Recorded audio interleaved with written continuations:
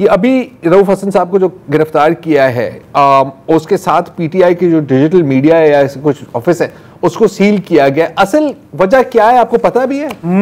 वो सब बताएं। असल वजह जो है वो ये है कि जो सीडीए है उसने दफ्तर में गए और चेकिंग की, तो उन्होंने जो हेल्थ एंड सेफ्टी के जो आलात हैं या इक़दामात हैं वो इंतहाई गैर तसल्ली बख्श पाए।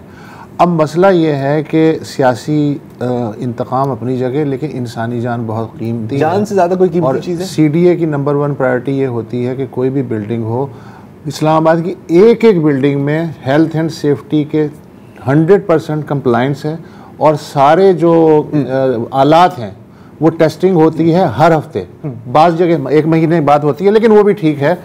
ये वाहिद बिल्डिंग थी जिसमें हेल्थ एंड सेफ्टी के जो हालात हैं वो काम ही नहीं कर रहे, और ख़ास तौर पर फायर सेफ्टी का किसी ने ख्याल ही नहीं रखा, इसलिए तो पूरा वॉल बनाना पड़ा है ना फायर का, ठीक हो गया ताकि आग ना लगे आगे।